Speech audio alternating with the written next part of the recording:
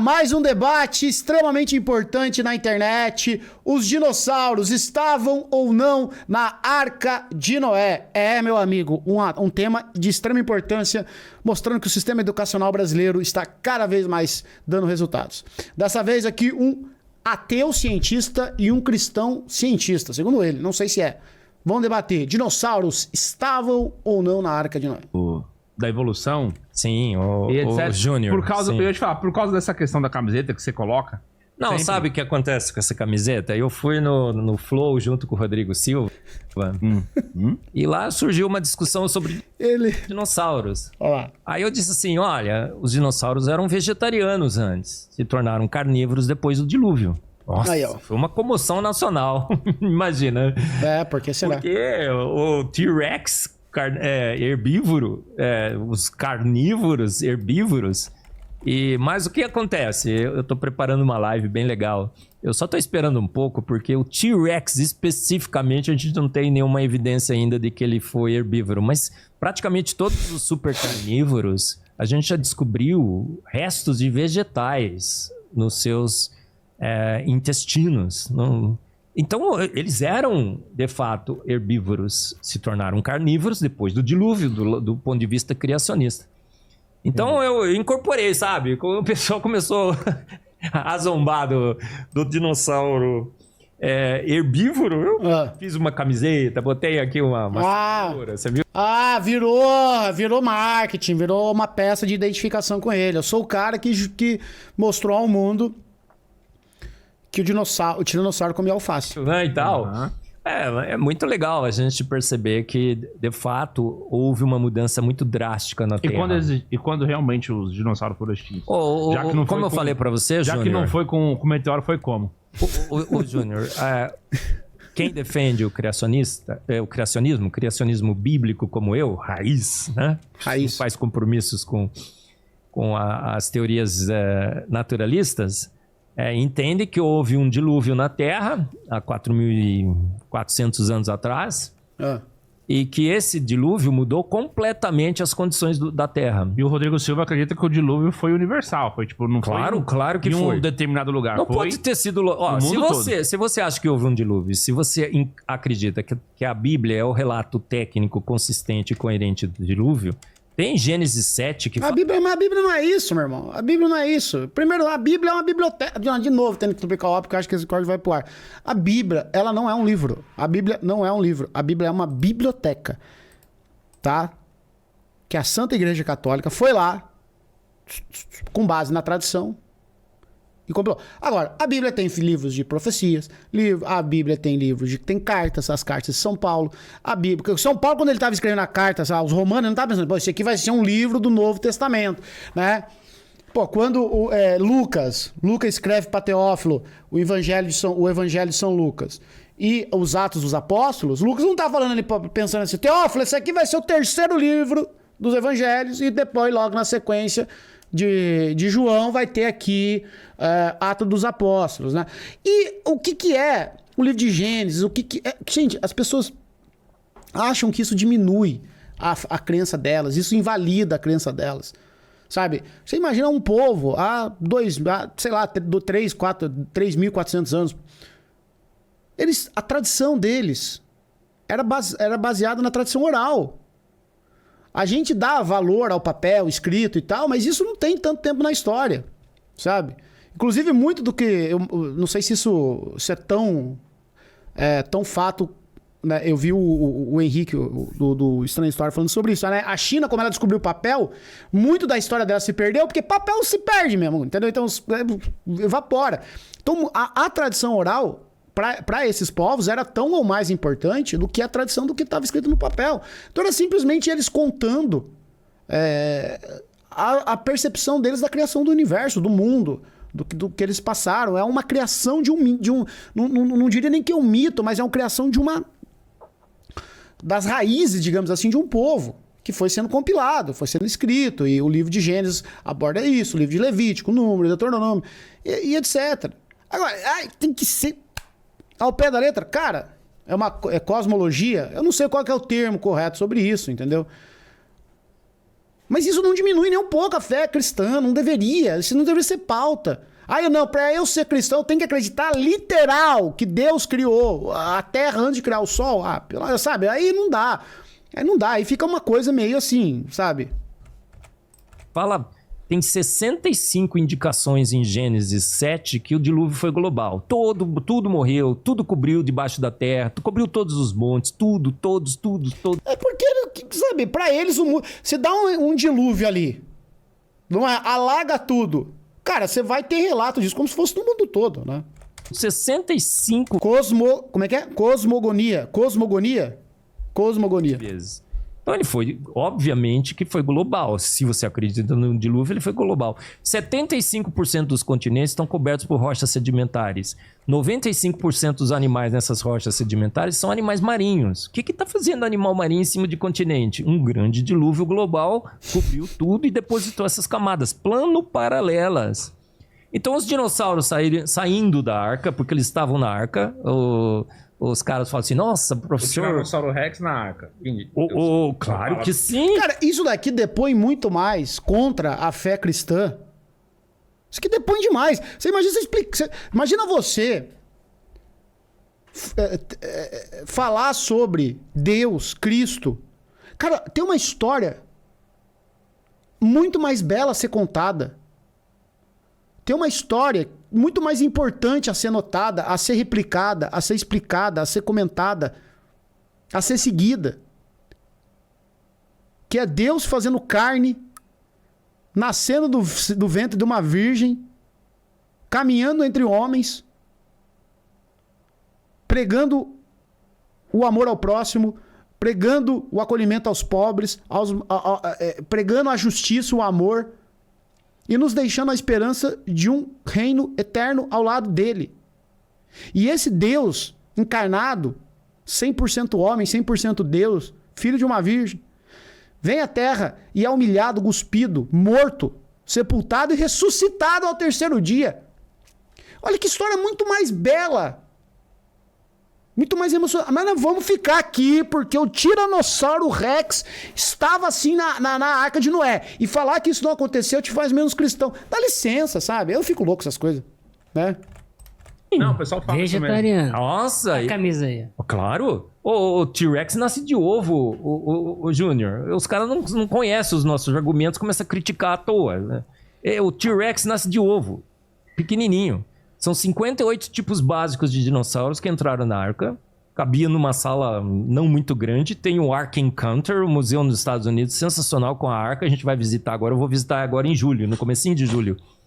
E o que aconteceu? Peraí, a arca tá nos Estados Unidos? Uma réplica, obviamente. Tem uma réplica lá. Uma réplica, o Ark Encounter. Tamanho...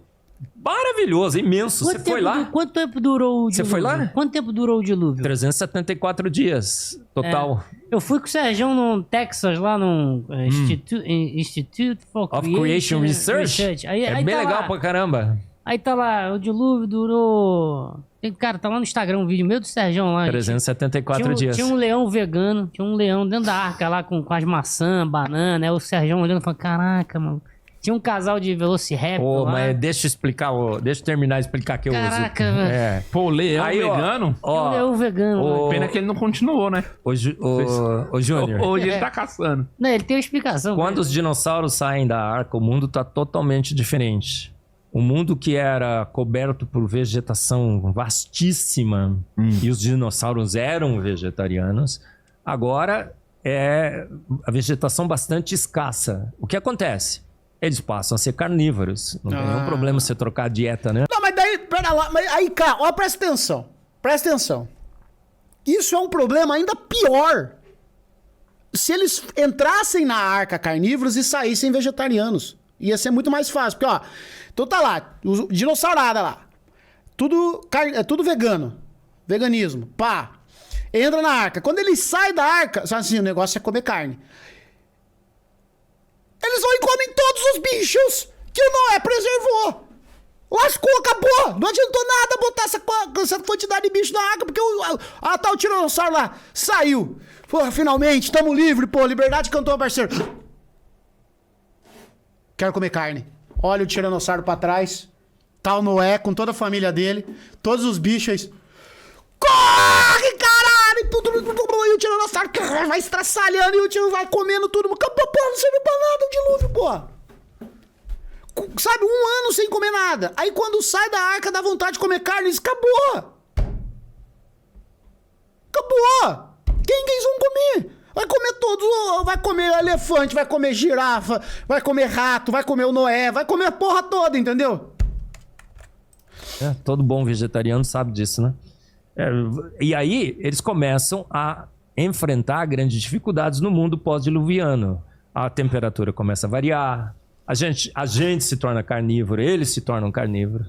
E o caminho foi indo, eles foram extintos. Esse o modelo criacionista do dilúvio bíblico. Os dinossauros foram extintos Pós-dilúvio. Aí o que acontece? Morte por inanição. Se eu ver um padre falando um negócio desse, eu denuncio pro Vaticano. Como muitos e muitos animais muito. são extintos hoje, certo? Certo. Só um instantinho, Jaime, deixa eu terminar com ele aqui. Tá bom. E aí o que acontece, o Júnior? Descobrimos essa grande descoberta de tecido mole em dinossauros, células sanguíneas. Não só em dinossauros, Júnior, em praticamente todos os ossinhos do registro fóssil. Depois que descobriram em dinossauro, começaram a catar osso do registro fóssil e cortar, que a gente não cortava. E descobrimos material orgânico em praticamente todos os ossos. A gente lá no debate científico do século mostrou lá, olha, 500 milhões de anos tem tecido mole, 1 bilhão de anos. E aí o que acontece? Alguma coisa muito errada acontece com essa datação. As camadas sedimentares são plano-paralelas, cheias de animal marinho em cima de continente. Uma grande evidência que o dilúvio bíblico aconteceu, os dinossauros entraram na arca, foram extintos depois. Por quê? Porque encontramos tecido mole de dinossauro. É muito tempo para a gente imaginar que esse tecido mole teria sido preservado. Então, eu consigo provar que o dilúvio aconteceu? Eu acho que Noé bobeou, né, Jaime? Ele podia ter tirado uma foto. São evidências. A gente não prova nada sobre o passado. O passado é alguma coisa... Não, entender. São evidências. Tinha 3 noras de Noé dentro da arca. Cara, quando regrediu o nosso DNA mitocondrial, 3 mulheres depois convergiu para uma. Então a gente tem várias evidências e eu defendo que ocorreu um dilúvio na Terra global. Tudo mais, bacana. Você quer contra o dilúvio? Tudo bem. Não tem nenhum problema. O que eu não tenho um problema, o Jaime, que eu fico pé da vida, é que cristão chega e fala, gente, por quê? Porque duvida do relato bíblico, chega assim, então o dilúvio foi local. Ô Jaime, pensa num negócio desse. Deus manda eu acho que poderia fazer sentido. Pensa assim, faz sentido? Nenhum. Eu acho que poderia fazer sentido. Você destrói toda a coerência do texto bíblico. Não destrói nada, não muda nada, sabe? Pensa. Não faça isso, cara. Não faça isso. Defenda o dilúvio ou seja contra o dilúvio. Vou te respeitar. Mas não defenda que o dilúvio foi local. Sabe por quê? Pensa bem, a Bíblia, Gênesis 7, chega em casa, leia. É irritantemente consistente com o dilúvio global. Mas ele não poderia ser literário? Calma, os textos... É contação de história, cara, não tem problema nenhum. Não tem problema nenhum admitir isso, cara. Não tem problema nenhum admitir isso. É técnico, consistente e coerente. Cara, é a mesma coisa, se você pegar, por exemplo, as parábolas de Cristo, dos evangelhos, e achar que aquilo lá aconteceu mesmo. E não que ele estava simplesmente contando você chama de parábola, mas é uma contação de história. É uma lição. O que importa é o que se faz com aquilo. E não se aquilo... Então, quando ele conta do bom samaritano, do filho pródigo, o que importa é o quê? Ter acontecido? Ou a mensagem? Ou o que fica? Ou o que é importante se pensar? Sabe? Entendeu? Então quer dizer, então não existiu o filho pródigo, então não vale nada o ensinamento de Cristo. Não, pô. Pelo amor de Deus, cara. Tem 148, 178, cento e poucos relatos, cara, ao redor do mundo. Eu não consigo me conformar com um cristão que tem obsessão com o livro de Gênesis e o livro de Apocalipse. Não, ou é o Pentateuco e o livro de Apocalipse. É a obsessão. E a obsessão deles. As duas obsessões. O mundo vai acabar e se existiu... É inacreditável, sabe? Pô... Mas eu não vejo vê pegando as cartas de São Paulo, você não vê pegando o Atos dos Apóstolos, você não vê pegando os evangélicos, mais. Não, tem que ser.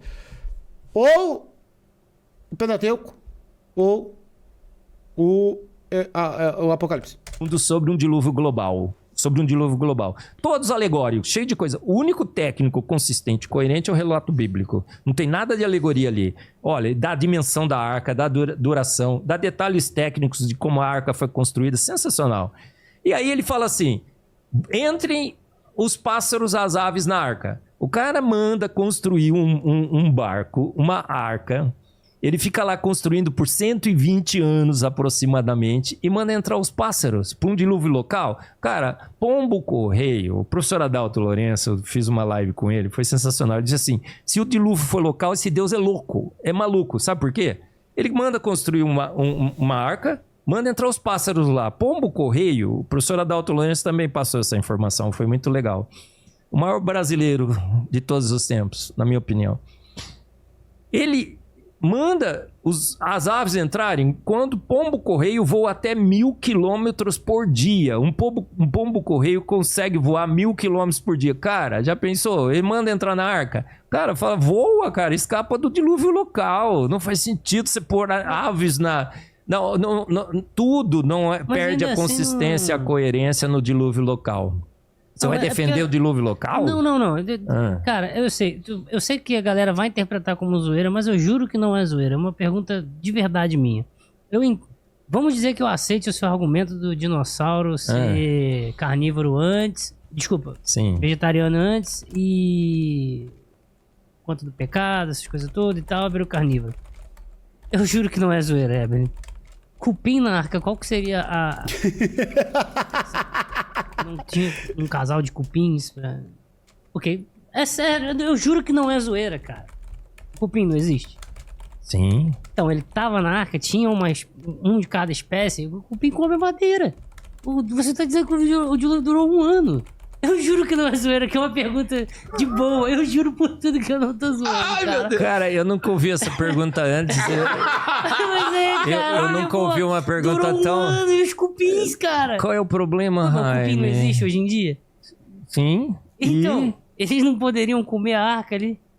E apodrecer. Durou 1 ano, cara. A madeira era duríssima e foi impermeabilizada. Cara, Foi impermeabilizada. Bom, essa do cupim foi terrível.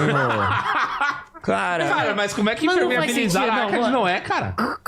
com Mas não faz betume, a sentido, Bíblia cara. fala que foi o... Você tinha betume antes na superfície, cara. Ou uma resina, né? Muito provavelmente eles pegaram uma cupim tava na resina.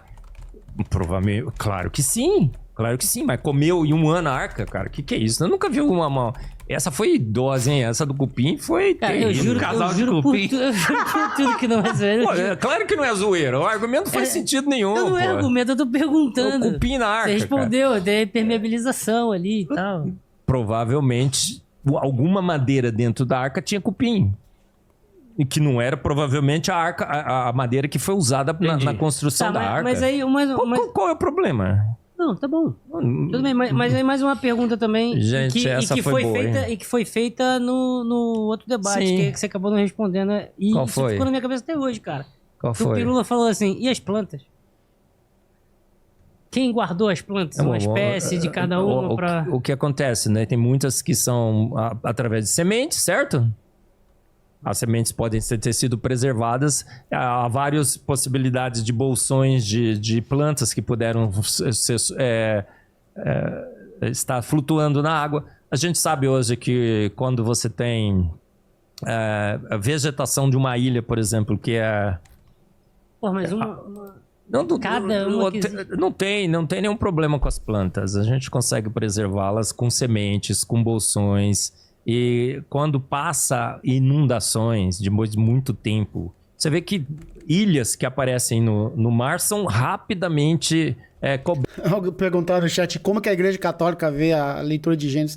Cara, bom, eu já vi vários padres e teólogos e filósofos, mas nenhum trata assim. Inclusive, Santo Agostinho é um que sempre... Que no livro de confissões dele, se eu não me engano, ele vai tratar disso também, mas não... Uma coisa eu advirto pra você, né? Eu posso afirmar aqui, que você não vai ver esse tipo de interpretação. Com toda a certeza do mundo. Sobre o dilúvio, sobre o livro de Gênesis, sobre tudo. Sabe? Você não vai ver. Porque, para nós católicos, toda a escritura ela tem um sentido espiritual muito amplo. Muito amplo não, muito sério, assim. Ela tem um sentido que nos leva a Cristo, entendeu? E ponto. Então agora, mas o dilúvio, aí entrou o dinossauro e o dinossauro... Gente, pelo amor de Deus, sabe, né? Tem muito coisa, sabe? Deus do céu, sabe? Cobertas por vegetação. Como é que chegar... Se você é católico, você está preocupado com isso, eu recomendo que o senhor volte os olhos para Cristo. Só isso. Essa vegetação. Você sabe, né? Chega uma ilha, surge no meio do mar, logo lá tá cheio de vegetação. Então não há problema nenhum de você imaginar a preservação de vegetais durante o dilúvio. Eu entendo. Vim de família evangélica, é tudo literal. Tenho muita dúvida sobre... Pois é, eu era testemunho de Jeová. E isso, eu lembro que uma das minhas rupturas com a religião, e inclusive chegou um ponto de ruptura com Deus, foi sobre essa literalidade. Eu falei assim, gente, mas é impossível o homem existir há 5 mil anos. Não, mas existiu. Aí eu ia questionando. Falei, cara, mas não faz sentido. A Terra não tem 5 mil anos. Não tem, é impossível. Não há lógica. E tá tudo... E eu falava assim, mas... porque Deus não pode ser... sabe... A força motora que movia... São Tomás de Aquino vai falar muito sobre isso, né? Da força motora, né? Enfim, não vou conseguir entrar nisso agora. Isso não. Daí você falava assim... Se você tá duvidando, essa é coisa do diabo. Eu vou falar assim, aí você tá de sacanagem, né, porra? Eu tô aqui querendo justamente aprender sobre Deus, sobre fé. Vocês estão me dizendo que eu não acreditar que tinha dinossauro Rex na Arca de Noé, tá me fazendo ser do diabo? Aí isso foi me afastando, sabe? Mas vai me afastando. Que vai ter gente no chat que concorda. Claro. Eu só vou te dizer assim, isso não me convence. Eu não me sinto convencido pela ideia. Eu ainda acho que, caso eu fosse... tá bom, Jaime, mas qual é o problema? Eu iria pelo lado, assim, literário. Mas não é uma boa... Interessante o catolicismo não ser assim. Vou procurar saber mais. Ó, mostrar pra você aqui, ó. Aqui, ó. Esse aqui, ó. Só respondo com isso daqui, ó. Toda vez que alguém fala isso pra mim lá no Instagram, eu só posto isso aqui, ó. Cadê?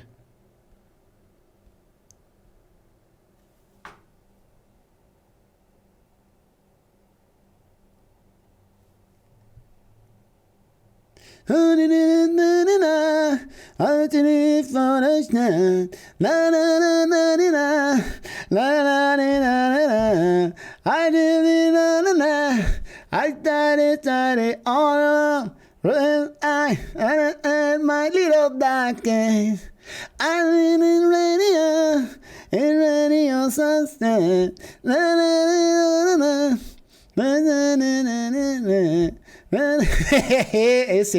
Esse edit é demais, cara. Só eu tenho ele, não tá mais no YouTube. Eu salvei ele há muito tempo. Ó, é com isso aqui que você tem que estar preocupado, ó. Cristo vive. É com isso aqui, ó. O resto, ó. Ó como é que você vai ficar no final, ó. Ó como é que você fica no final, ó. Radiante. Nem existe mais. Boa justificativa. Mas por que não? É uma boa justificativa você refutar um argumento dizendo que o seu argumento não me convence, ou o argumento me convence. Opiniões todos temos, gostos nós temos. Não é porque o argumento me convence ou não me convence que o argumento é bom ou ruim, né? Tenta refutá-lo, né? Não então, apresentar o gosto em relação ao... mas no início do debate a gente não falou que ia conversar sobre opiniões que eu tenho amigos. Claro, sim, mas eu tô obtendo minha opinião sobre a sua opinião. Não, então, isso aqui, se o cara tem vontade de se aproximar de Cristo, ele vê um negócio desse, ele foge, cara. Ele foge, né? Ele foge, é arrogante, entendeu? Ele foge. Ó, Confissões de Santo Tomás de Aquino. Tudo que vocês precisam... Confissões não, desculpa. Catequese de Santo Tomás de Aquino. Tá tudo lá. É o único livro que eu recomendo. O resto, a única coisa que eu recomendo vá à missa. Mais nada. Mais nada.